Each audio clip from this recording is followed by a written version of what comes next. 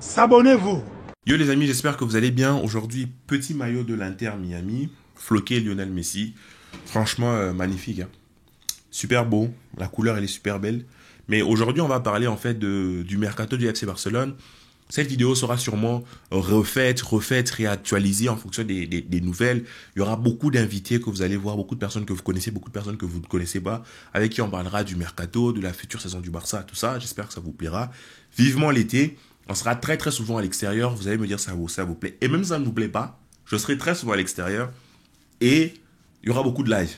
Anyway, aujourd'hui, on va parler du mercato du FC Barcelone, mais surtout des joueurs que, personnellement, je priorise en attaque. Et des rumeurs qu'il y a. La première rumeur, qui est peut-être une rumeur sur laquelle on ne va pas s'attarder un milliard d'années, c'est la rumeur Lewandowski. Pourquoi? Il y a une rumeur qui dit que Lewandowski pourrait potentiellement partir, enfin le club réfléchirait à le vendre, et les priorités, entre guillemets, les joueurs que le club vise, c'est Darwin Nunez et Alexander Isaac.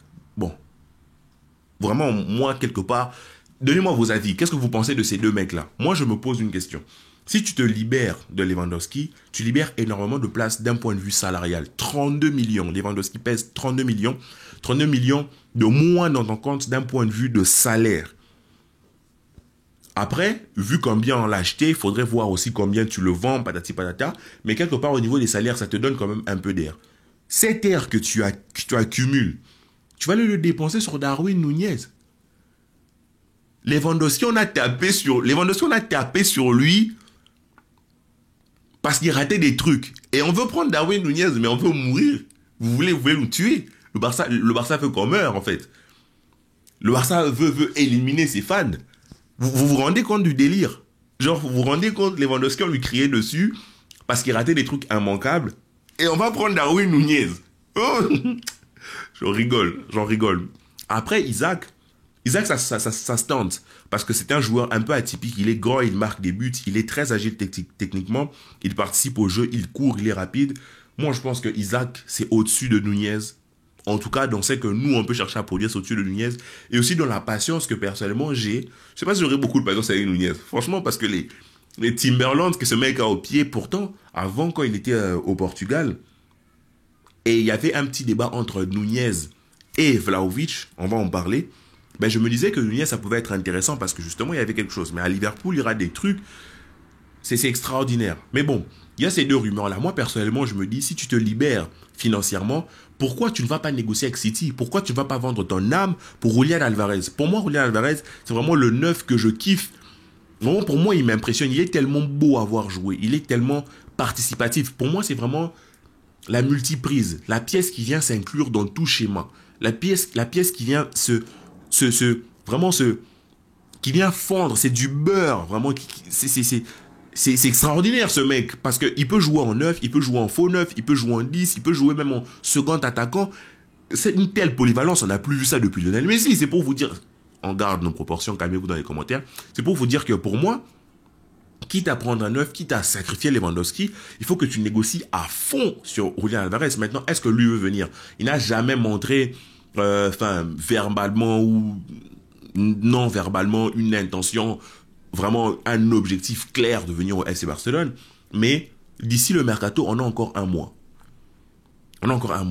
Et peut-être Lewandowski, je pense pas, je vois très mal le Barça déjà vendre Lewandowski. Je sais pas comment ils réussiront à le faire bouger de Barcelone. Sa femme a l'air d'aimer Barcelone. Elle veut donner des cours de danse à Barcelone. Donc je vois très mal quitter Barcelone. Mais admettons que ça arrive, je ne pense pas que ça va arriver au début du mercato, peut-être en plein milieu. Donc, on a peut-être le temps de discuter avec City.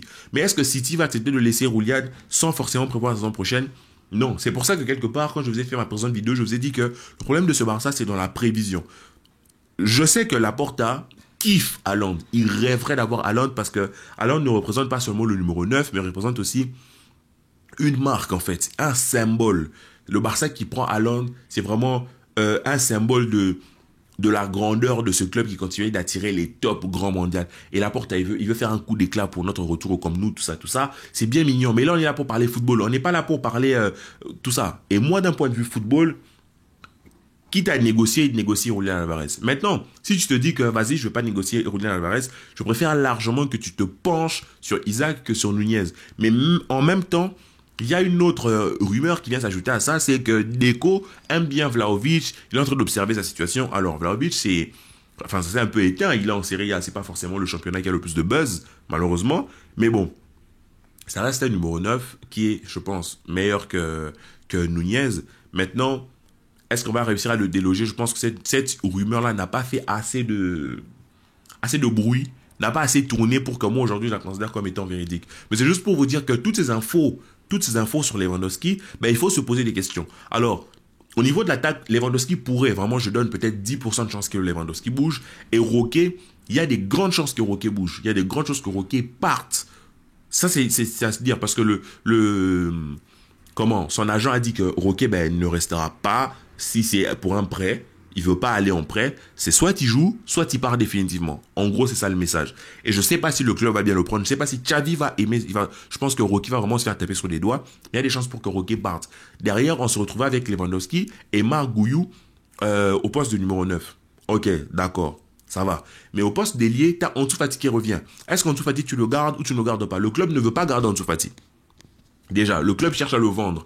Maintenant, est-ce que la valeur que nous apporterait Ansu Fati est inférieure à celle que nous apporterait, par exemple, Joao Cancelo, Joao Félix? Oui, ok, peut-être.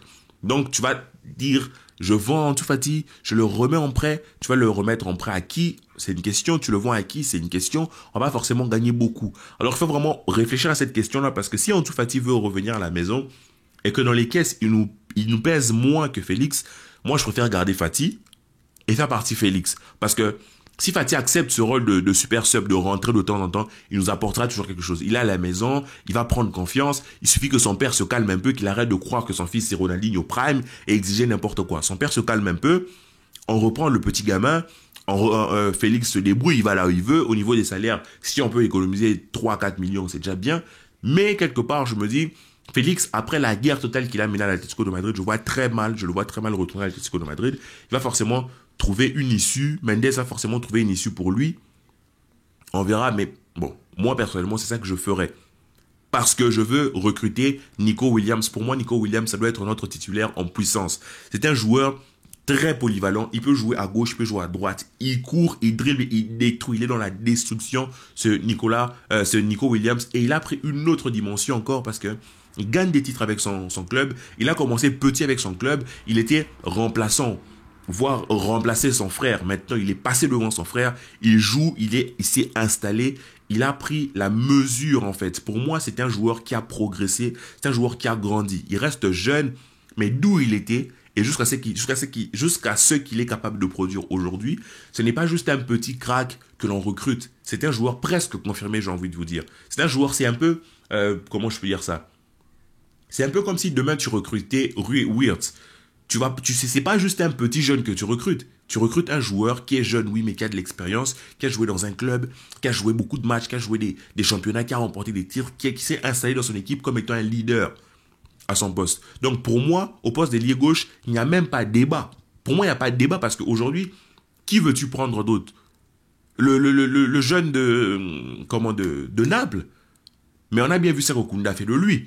Pourtant, on a bien vu ce que Nico a fait de Koundé. On a bien vu ce que Nico a fait de nos défenseurs quand on a joué notre dernier match contre eux. C'est pour dire que moi, personnellement, si tu cherches un ailier gauche qui va être turbulent, qui va être tambour battant, qui va être vraiment comme une flèche, comme un éclair, le choix le plus clair et le moins cher, ça va être Nico, qui va nous revenir encore moins cher que Dani Olmo. Et Dani Olmo, c'est un joueur qui se blesse beaucoup. Il est très beau, hein. Vraiment. Les joueurs espagnols, c'est la technique, c'est le truc et tout, c'est vraiment bien. Mais moi, personnellement, je vais aller me pencher sur ce Nico-là parce que Nico, avec sa vitesse et sa fougue, ça peut être vraiment très, très intéressant. Et de l'autre côté, au poste de ailier droit, ben, bien sûr, ça va être Yamal, mais il faut que tu vendes soit Ferran, soit Rafinha, je suis désolé. Soit Ferran, soit Rafinha. Et quelque part, je me dis, en vendant Ferran, on perd rien. Ferran ne nous apporte absolument rien. Je suis désolé, Ferran ne nous apporte que dalle. Tu vends Ferran Torres et tu gardes peut-être Rafinha pour être un backup de Yamal ou bien pour jouer titulaire, je ne sais pas. Mais quelque part, je me dis qu'au niveau de l'attaque, il n'y a pas de question à se poser. De mon sens, il n'y a pas de question à se poser. C'est pour ça que je fais cette vidéo, en fait. C'est pour dire que, pour moi, tu pourrais, en vendant Lewandowski, avoir peut-être assez dans les caisses pour aller recruter un autre joueur. Un autre joueur. Alors, Est-ce que ça va être Isaac, ça va être ça, c'est une autre question. Est-ce qu'on va réussir à les prendre, c'est une autre question. Mais au niveau de l'attaque, moi personnellement, je vais faire sauter Lewandowski si je veux faire sauter Lewandowski. Et au niveau des ailiers, je fais sauter Ferran Torres. Si tu prends Nico, on va dire 50 millions, salaire, on va dire grosso modo 10 millions, ça te fait 60 millions. Tu donnes un contrat de 5 ans, 60 divisé par 5, ça te fait 12 millions dans les caisses. 12 millions, si on est au 1 pour 1, on a besoin de 12 millions dans les caisses. C'est faisable. En faisant sauter Lewandowski qui a 32 millions de salaire, tu peux te retrouver avec 12 millions dans les caisses. Ça s'entend. Au 1 pour 1, ça s'entend qu'on puisse réussir à faire ce mercato-là. Et après, au poste de numéro 6, je sais pas si on pourra rediscuter là-dessus, voir si on va prendre Guy Mahrez ou quoi. Ça, je vais faire une autre vidéo juste après celle-ci pour que celle-ci ne soit pas trop indigeste. Je vais faire une autre vidéo sur ma vision milieu de terrain. Mais en tout cas, au niveau de l'attaque, pour moi, notre ajout, ce serait vraiment Nico Williams et voilà. Et tu fais partir potentiellement Lewandowski. Sinon, tu le gardes. Et de l'autre côté, tu fais venir Nico Williams, tu vends Rafinha ou Ferran. Rafinha a plus de valeur. Donc pour moi, si tu peux vendre Ferran et Rafinha, je m'en fous. Franchement, rien à foutre. Il saute. Vraiment pour moi, je vais être clair, rien à faire. Il saute. Et on pourra peut-être voir demain, on pourra jouer avec un milieu à 4. Donc prendre Nico, le faire jouer à droite. Si tu veux reposer Lamine Yamal, tu le fais jouer à droite, c'est un milieu à 4. On verra ça un peu plus tard dans la vidéo. Mais c'est juste pour dire que pour moi, quitte à faire sauter Ferran et Rafinha, il n'y a pas de question que tu les fais sauter. Pour moi, il faut aller droit au but. Il faut arrêter de chercher à magasiner 1 milliard de joueurs qui ne servent absolument à rien, qui sont blessés tout le temps. D'ailleurs, on espère que notre préparateur physique qu'on a ramené là va servir à quelque chose. Sinon, prends-nous 12, 15 mecs, ça suffit. 15 mecs polyvalents, sérieux, qui sont titulaires, qui se battent pour les... Ça va. Tu prends t'as la Masia qui produit 1 milliard de joueurs tous les ans. Tu fais monter les jeunes de la Masia, tu bombes un peu, tu arrives à peu près à 17 joueurs, 18 joueurs, ça va, c'est suffisant. Tu n'as pas besoin d'en avoir 25 qui, dans la moitié, te sert à rien. Donc ça, c'est mon point de vue au niveau de l'attaque. Une autre vidéo, sur mon point de vue au niveau du milieu de terrain, ça va continuer. Et puis voilà, je vais essayer de balancer ça un peu plus tard, histoire que ça soit digeste pour vous. Voilà les amis. S'abonnez-vous.